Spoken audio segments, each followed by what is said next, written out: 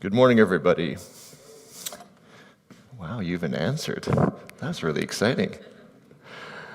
Okay. This is an addendum. I originally hadn't planned to do this service, but it worked out that I was back, and there was a gentleman who I knew who'd experienced something that I wanted to share with y'all. Now, remember, this series is called Disagreeing Beautifully. This is not a series about saying who's right and who's wrong. This is not a series about taking one part of a story and saying the other part of the story trumps it. This series is designed to teach us to have difficult conversations.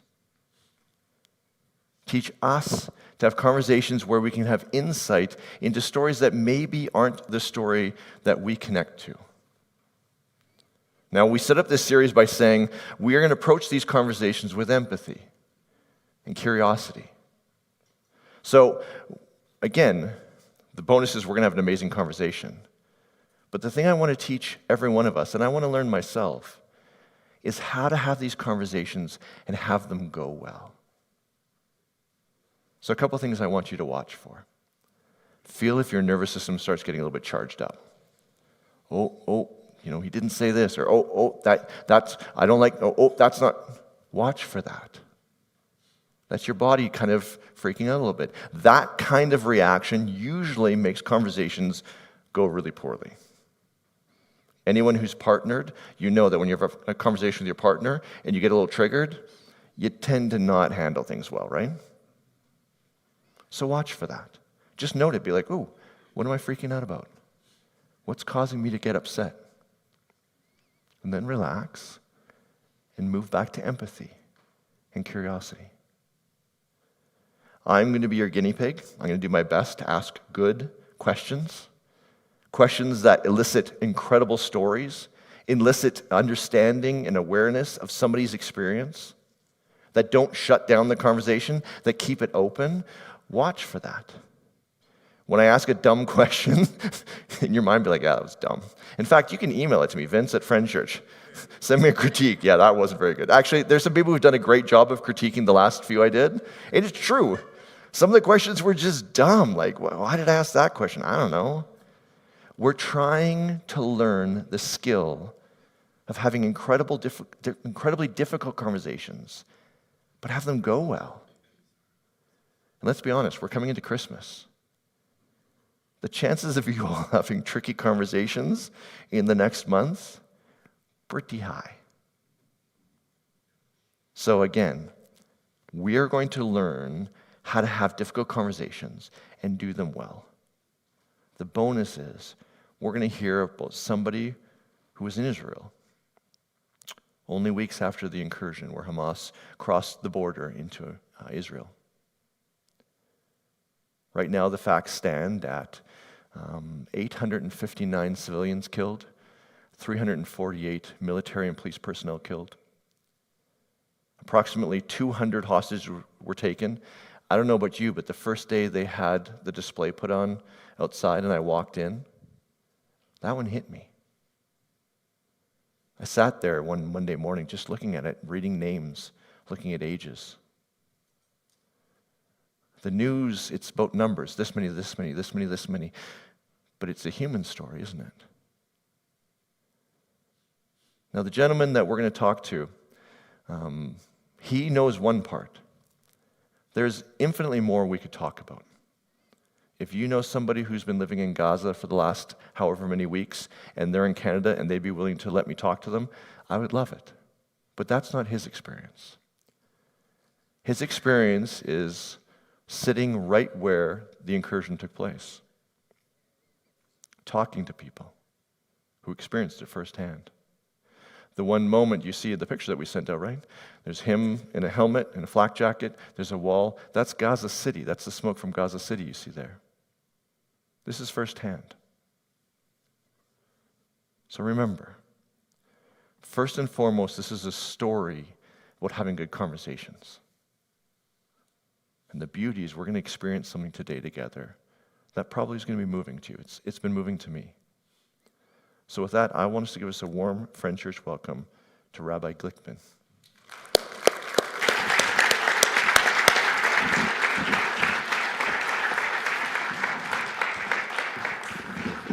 Thank you for coming, Good Rabbi. morning. Good morning. This for me. That one's mine. I didn't bring. Oh, I forgot. I'll forget. It's okay. He asked me for one thing to bring him a water, but I did nothing. It's no problem. I'm going to get you one in a second. Don't worry about it. So let's start at the beginning. The reason that we're here today is because you're the rabbi of the community here. Yes, and it's so wonderful for me to be here today with you. You know, so often we have our services on Friday nights and Saturdays. You're here on Sundays, and then the twain don't ever meet. So it's great to be able to be here. We've so long treasured our relationship with Friends Church, and I'm glad to be with you and see the exciting things you're doing on Sunday mornings. Fantastic. So let's just get to know you a little bit, and then I'm going to take you to Israel, if that's okay. Fine. Where are you from? So I grew up outside of Chicago in the United States. I've been here. I came here to become the rabbi here at Temple with my wife, Karen, who's with me this morning. We've been here for about 7.5 years, I think. About Really? 7.5 years, yes. I was going to say 3 years, literally. 7.5 years. Now, yes. again, I'm going to go off my TV knowledge, which is always really accurate. Did you grow up in a Jewish community, like where you grew up? Was it very... Thank you very much. Oops. So I grew up in a Jewish home. Okay. My family was active in my synagogue.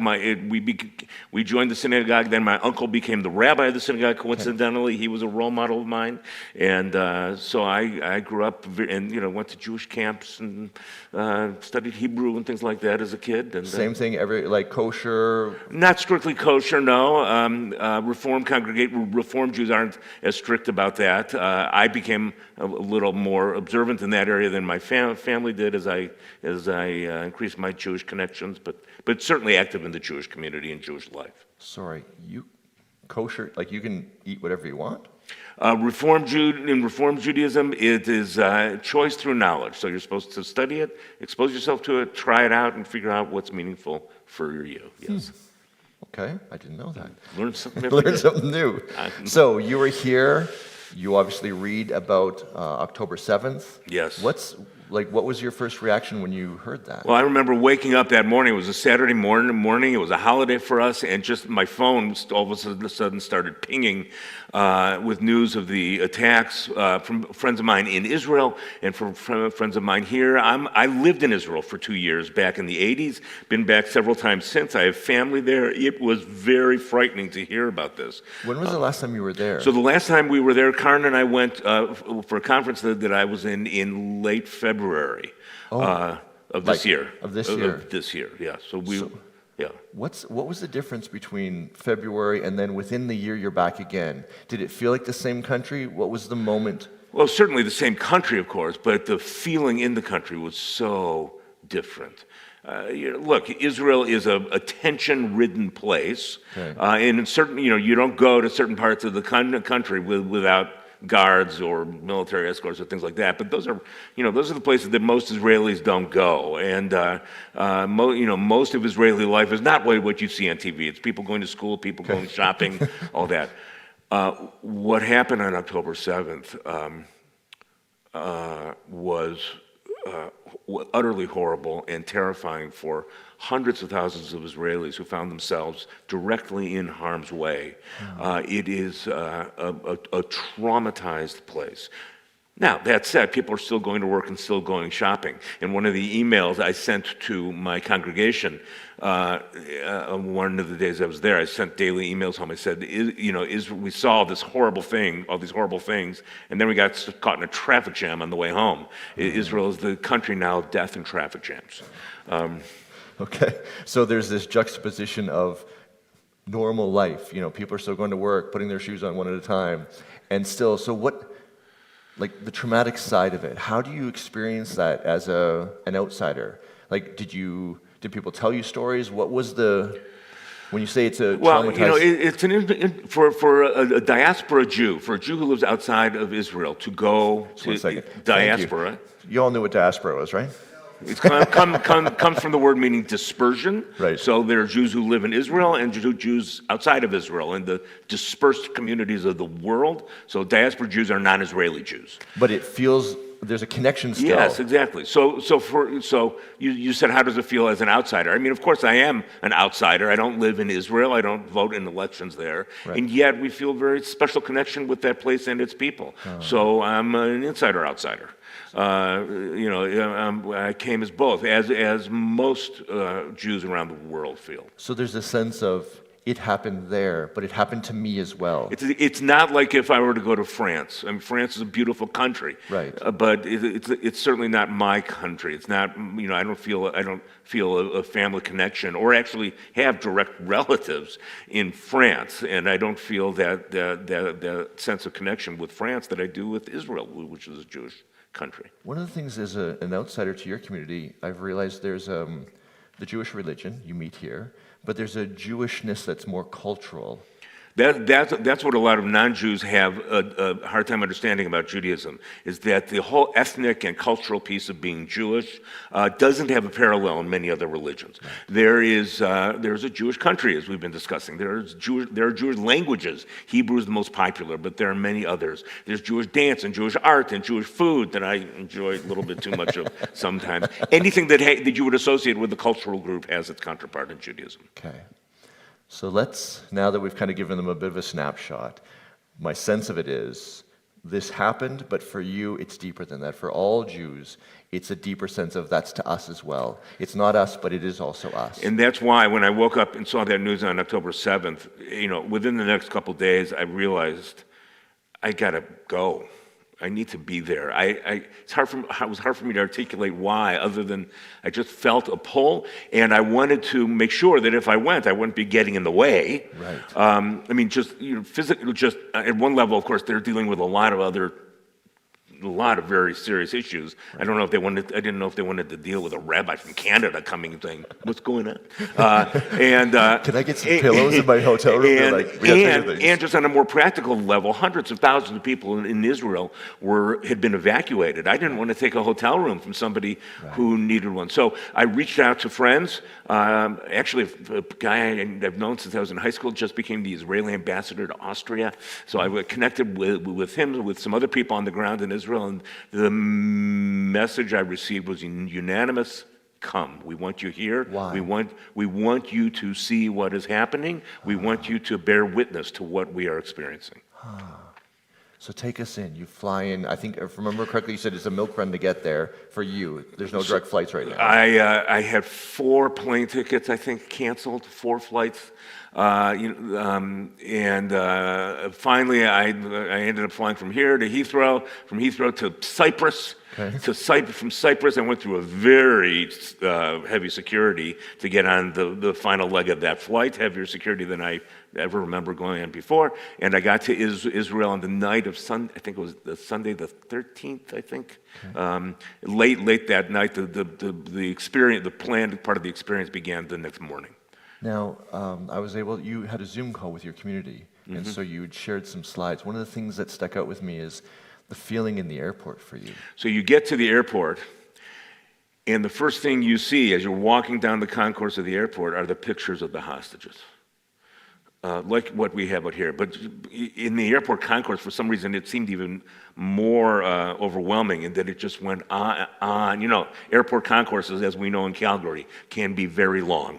And it just went on and on. Pictures of men and women and children. It was very moving. That was right in the airport. And little did I know that was only the first taste of the overwhelming the overwhelming experience I was about to have. There are in Tel Aviv. There's a square outside the Tel Aviv Museum. It used to be just called Museum Square, and now it's called Kikar HaChatufim, the hostages square. And they have a table with a place set for every one of the hostages, with their picture on the chair. This was in the news. You may have seen it going down for a couple hundred meters. It goes down. There was another square where they had an empty bed for every hostage. Wow. Many of them cribs, hundreds and hundreds of them, empty beds. I was thinking, these people, just thinking, all of these people. I mean, thankfully, some of them have come home. Many of them have not. Did you get to interact with any of the families of the So hostages? the first day we were there, we went to the offices of the hostage forum. These are the people that made those posters that we see out there. We were greeted by a group of former Israeli ambassadors who are doing work to get diplomatic pressure on Hamas to release the hostages. They do a lot of public relations work. It was like a command central there. Okay. And we met with well, I'll just tell you one story. One woman we met with, her daughter's 23 years old. She was at this Supernova Music Festival the morning of October 7th, and she got a call from her daughter saying, there's rockets coming in, they're shooting, I don't know what to do. She said, hide if you need to, get yourself out however you can, let's stay in touch. Her daughter called her back a little while later. She said, Mom, I've been shot. I'm hiding in a car with my friends. I don't know if I'm going to be able to get out. And the mother was saying, you're going to be strong, you're going to do this, you're a strong person, you're going to get through this. She talked with her for an hour, pep-talking her for an hour, and suddenly there was screaming in Arabic, and the phone line went dead, and she hasn't heard from her daughter since. Her daughter's picture is Romy Gonen. She's on the wall outside the sanctuary. These are the kinds of stories we heard.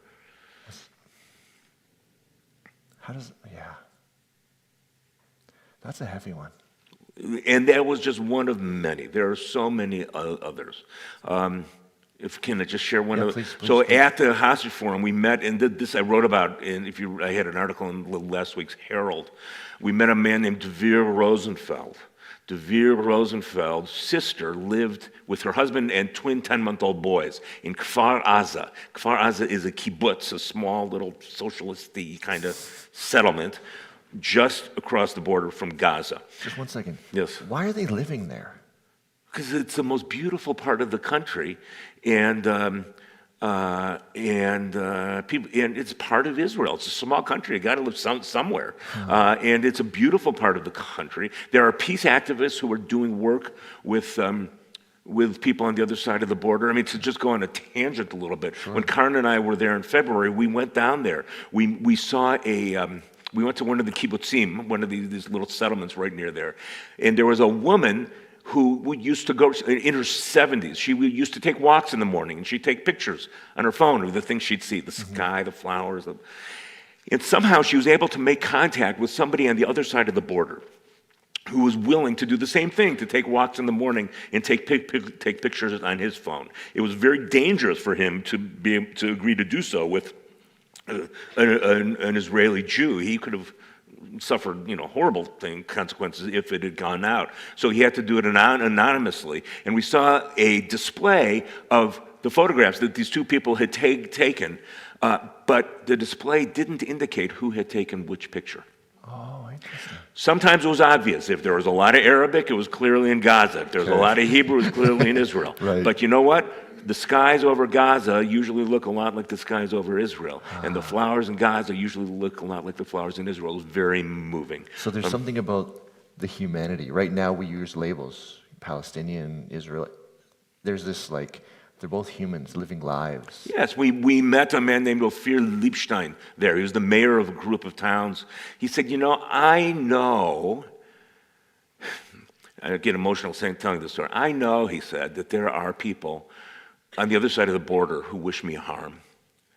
But I also know that the vast majority of them are people just like me, people who want to, just trying to live their lives as peaceably as they can. Wow. He was a sweet man, and on October 7th, he was killed in a firefight, as was his son, who was going out to try to save him.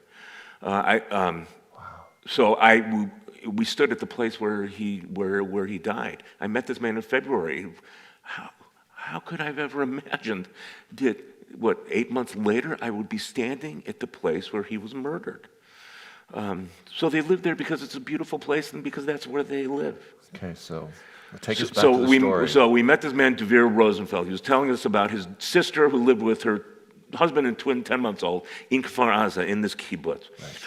Right. And the attack started. All the homes have safe rooms, a place with shelters. But the shelters were created to protect them from shrapnel and things like that, not from gunfire, direct gunfire. So a lot of the people ended up dying in these safe rooms when their homes got stormed. The houses, like there's so much violence in there that they build the houses around safe rooms? Yeah, the houses have, and it's not uncommon for people to have, for people in that part of Israel to have, for there to be incoming rockets, one or two. Just one or two. And then they kind of rolled their eyes, typically, and they would go into their safe room for a little while, and then the sirens would stop, and they would go off and resume their lives. So again, we're not being very linear here, but let me just go back. Please. But when our trip first started, our guide is a guy who lives in Ashkelon. Ashkelon is a city just north of the Gaza Strip.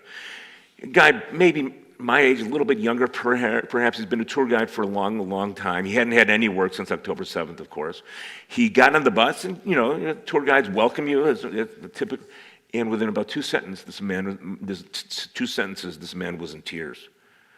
Literally in tears. He said, "It is so meaningful to us that you are here. We often get a rocket or two that come in, we deal with it, fine. October 7th, it was unlike anything we had ever seen. Hundreds of rockets coming in. Israel has this Iron Dome defense system, which sends its own rockets up into the air to greet the incoming Hamas rockets and take them out before they can land and cause any damage. It's a good system, and it takes out about 90% of the incoming rockets. So if one or two or three come in, you'll probably be pretty safe. This was 500, 1,000 coming in and all at once. And so do the math. If Iron Dome only stops 90% of them, a lot of them land. And he said, 200 meters from my house, kaboom, is this air-tearing explosion. You couldn't breathe for a moment afterwards. It was so intense. And then another explosion, the same distance on the other side. It was horrifying in a way he had never experienced. What was he said, you being here is meaningful. What's the Because meaning? when we were there, one of the reasons I was there with about 14 of my colleagues from around the United States. I was the only Canadian. And we went to learn, we went to visit them, we went to give support. Okay. We went to pay a Shiva call. In Judaism, when somebody dies, you do what's called sitting Shiva for a week after the funeral. The family stays home, and it's the obligation of everybody to go and pay their respects, pay their condolences. Okay. That's part of what we did. We actually literally did a Shiva call for an Israeli soldier who had been killed, and we visited with her family. She actually has family here in Calgary. So we were there to bring comfort, and it resonated with him. Is there a side, like it almost described you're like, we're used to rockets coming in, just one or two, no big deal. Again, I wouldn't be feeling that. I'd be freaking out. But it almost seems like no one pays attention to us. Like this is just normal life. Is it there? No, they didn't feel ignored before. Again, they would just kind of roll their eyes. It's not a big deal. Now, at one point, we had to run for cover. We were going into Ashkelon, where this guy lives. All of a sudden, three things happened at once. Everybody's phone started to ding, ding, ding, ding, and we heard the air raid siren. And at that very moment, I was just sort of absentmindedly looking out the window of the bus, and you could see the Iron Dome, the plumes of the rockets going up from Iron Dome to take up the incoming rockets. And we had to run off the bus and take cover near a brick wall right nearby. I don't want to make too much of this. Okay, but what does it feel like as a Canadian from Calgary right now? It was a little scary. I'll admit. And the moment I say that, I remember that the Israelis underwent that hundreds of times over. Times 100, hundreds-fold that day. This was just a little bit. And so it was kind of whoa when we saw the plumes. And then as I was getting off the bus, somebody actually has films of me getting off the bus. I was the last one off. I wish I could say it was because I was heroically making sure that everybody else was safe, but I was sitting in the back. So as I was getting off, you could feel boom, boom, boom as the Iron Dome hit the other rockets. I tell people I dirtied my jeans, but just the knees, just as I skidded into that wall. So this felt like that little moment was a taste of the smallest minute of what they small experienced. taste, yes, a small taste, but and so it was scary, and I can only imagine what the Israelis underwent during the intensity of the attack that they experienced. So take us back. You said Okay, there's a so we family met with this guy, twins. Devere Rosenfeld. His sister and her twin boys and her husband were in the safe room in their house. The attacks began. They were in the safe room for several hours. Eventually, the babies needed formula and diapers. And so she snuck out into the house to get the formula and diapers. They spotted her through the windows. They shot her. They killed her. She was maybe late 20s, 30. Then later, they stormed the house. They shot and killed her husband, Itai. They didn't kill the babies. They left the babies alive, crying in the house with their dead parents, so that, and then they set up an ambush so that anybody who heard the babies crying and came to try to help them, they could shoot and kill them too. The next night, we were at the offices of Hatzalah, United Hatzalah. This is an organization in Israel. They coordinate first responder volunteers, thousands of them throughout the country. And if there's an ambulance call or something like that, these volunteers can get there first sometimes and stabilize the situation until the ambulances arrive. They were playing us real-time footage of the calls that came in on October 7th. And coincidentally, they played us the call of what happened when they found these babies. And we heard the soldiers saying, we have these babies here, their parents have been murdered, they look dehydrated, but otherwise okay, what are we supposed to do with them? Then, in the picture that you showed, we went to Kfar Aza, where they had lived. We saw their home, a pile of rubble now. In front is a heap of debris with some toys and their cribs on top. The kids in the rubble? No, the kids aren't in the rubble. No, so the kids' cribs in the rubble? The cribs, yeah, all their stuff. The kibbutz is pretty much totally destroyed. And we went to another kibbutz called Shefayim. Just 1 second. Yes. As you're telling the story, you can tell you've told this story more than once. Yes. That's intense.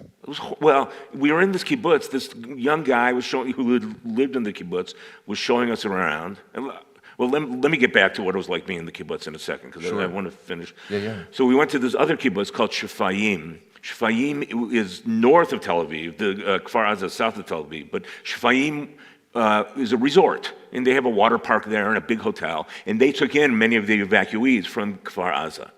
And so we walk into this hotel. There's a big lobby in the hotel. Families are kind of hanging out. And as we walk in, over in the corner, we see these two now 11-month-old baby boys with the aunts who are now raising them, playing and being silly and doing the things that 11-month-old babies do. How does that? I don't have any words to add to that. Thinking about the world that they're going to grow up in, and do we wish that they remember what happened to them or that they'll forget it? Words end up failing me. But yes, to go to Kfar Aza, one of the residents of this kibbutz showed us around. That Ophir Liebstein, the mayor who we had met, talked about earlier, he had kind of adopted this young man. Okay. But he was showing us around, he was saying things I couldn't imagine. We were standing on a street looking at the destroyed apartment, the townhouses kind of down the road. He said the 3 people who lived there, they were all killed. 2 people lived next door to them, they were both taken hostage. The 3 people who lived in the next house, we don't know what happened to them. And, can you imagine if somebody ever had to say that to you, or about you and your street? That's the message I want to bring, is that whatever you think about what's going on in Israel, it is a traumatized place. And the experiences these are real lives. and I'm sorry for rambling, but doing great. we had at Kfar Aza, as been said, we stood at the spot, the breach in the fence where the soldiers had come across, where I took that picture. We had a service there, and it ends with a prayer for peace, with this destroyed kibbutz in front of me and behind me, and in front of me, we could see the clouds coming up over the outskirts of Gaza City. And of course, I knew that under those clouds, even though we couldn't get over there, under those clouds, there was untold suffering as well. So I don't want anybody to think for a moment that I am being numb to the suffering on the other side of the border, too. This conflict is utterly horrible. Yeah, so. Would you tell, so sometimes I know a bit about the story. There's one story you told me. So I don't know if you guys knew, I used to climb a lot, fell one time, got a stick through my leg. Lots of stitches. Kind of messed with my head. Did pretty good, went climbing again 2 weeks later. My bladder dropped me again. My brain drew a line between nearly getting my leg torn off and getting dropped again. And I've never been able to be a really good climber since. Because my brain goes, it happened once, oh, it happened again 2 weeks later. This is now a pattern. You told a story about one of the Hamas fighters who, would you tell it? One of the Hamas fighters? They hid, and then however many days. Oh, so in Kfar Aza. So the same kibbutz. The same kibbutz. One of the stories. It took them several hours. Once the army got there, Israel was woefully underprepared for this. Okay. Unprepared, I should say. Once the army got there, it took them, I don't know how long, a couple hours, maybe a couple days to take the kibbutz back. But after a couple days, they found a few of the terrorists hiding in the kibbutz. And then after 2 weeks, one of them sort of popped up out of nowhere, who had been hiding in this kibbutz for 2 weeks. I don't know how he survived for that long. He must have had some sort of food or something. And he kind of came out with his hands up. But this was after the kibbutz had been secured, they thought. Well, that's the piece of it. So this moment, this tragic moment, all this death, rape, violence, like you name it, the army comes in and we think, oh, we're safe now. But then 2 weeks later, this moment happens again.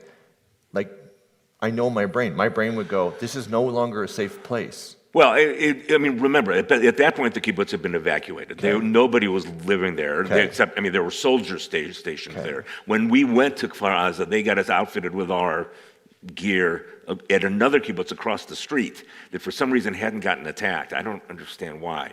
But when we went in, we had to have military escorts who went in. Those were the guys who said you need to move so that you're not in the line. They can't see you from across the border. Oh yeah, they had a service and they had him, and there's a hole in the wall, and they asked him to move so that people couldn't shoot through the hole in the wall and hit him. Well, or couldn't see us from across the border. We had to kind of stand behind some trees. Okay. Apologies. Correction. But essentially, it was all right there. This was all part of the unfolding trauma that Israel's experiencing. So, as we started talking by saying to be a Jew, a diaspora Jew, means you live here, but there's a connection, there's a heart connection to this. So, as somebody who feels this deep connection to that country, that space, those people, does it feel like it's kind of happening to you in some sense? Do I feel like I'm in the line of Hamas fire? No, and I have, I wouldn't diminish the experience that my Israeli brothers and sisters have undergone. Is this a scary time? Yes. How? This is in the context for Jews of, and I have to be careful how I say this, but as you know, there is a millennia-old history of hatred and oppression that Jews have faced. Now, we've had good times too, and life in Canada here, while it has its challenges in some ways, is really good. But the whole, there are still people around who remember the Holocaust. And while this is certainly not 1933 again, it pushes some Holocaust buttons. This is, Hamas, if given their druthers, would certainly have killed everybody in that part of the country. Israel's being accused of genocide. I don't think that's fair, but and Hamas was not able to commit genocide because the Israeli army stopped them, but they would have. So it feels like that level of... So it is a reminder of this monster that is in the basement, and every once in a while has a way of sneaking out a little bit, and that's scary. Are you Canadian? We have permanent residency. Okay, welcome. I call myself a Canadian now, yes.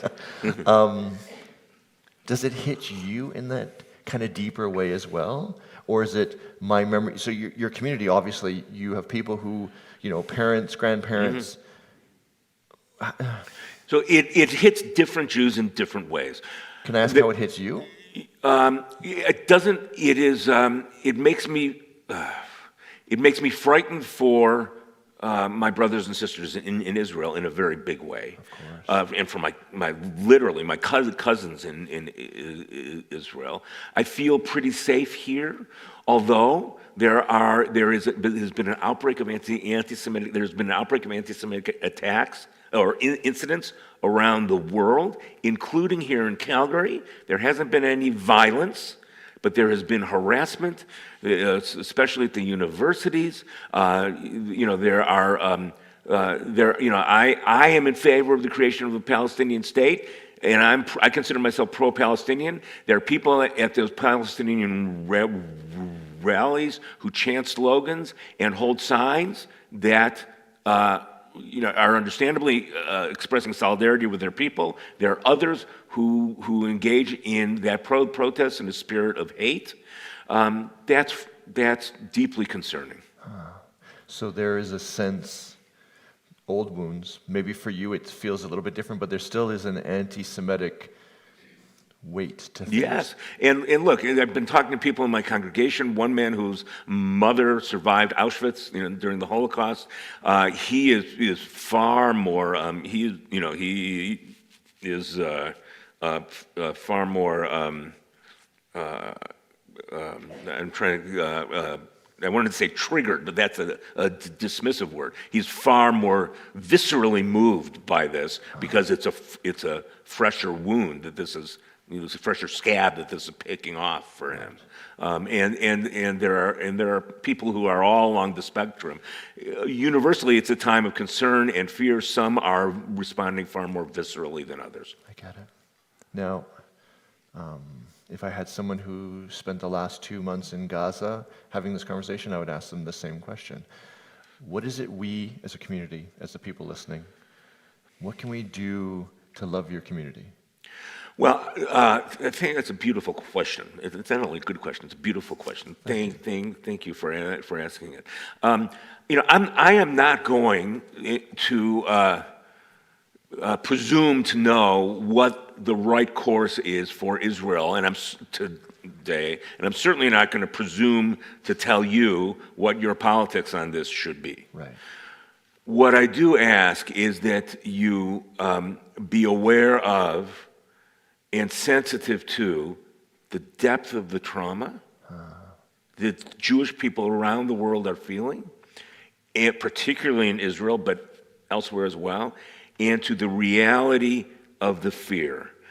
And my hope for all of us is that we can all engage in dealing with this very difficult, volatile situation in ways that are honest to the truth as we see it, while also imbued with kindness and sensitivity and a mutual acknowledgement of the humanity of everybody that's involved. I think that's a pretty perfect way to end it. Rabbi Glickman, thank you very much for doing this. Thank you. Thank you. Thank you. Thank you. Thank you. I'm going to take my water.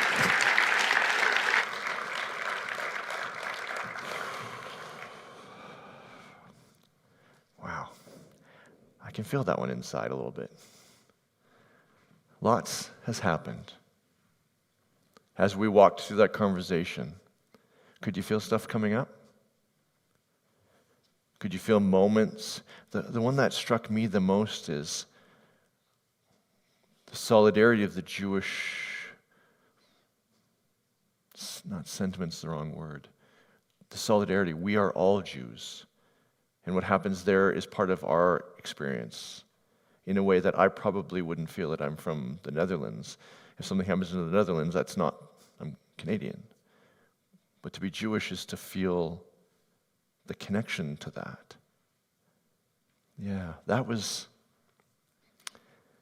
I wanted to leave you all with that in your nervous system, to experience those moments, October 7th. Whatever's happened after has happened, we can talk about that. But this too is a real thing. As we go through it, again, I don't need you to agree with the rabbi or disagree with the rabbi. But I want us to realize that these conversations are important. And hopefully the skills we can bring is to have these conversations with anybody, whether we agree or disagree. That we can bring curiosity and empathy and say, no, tell me what you experienced. Tell me your life. Tell me where you are. Tell me why you're there. So that we can love. So my one encouragement as we leave is to respond in love. In the depth of the knowledge that we have today, respond in love. A huge thank you to Rabbi Glickman. Really appreciate you sharing. He might stick around. I don't know if you want to ask him a few questions. Again, respond in love.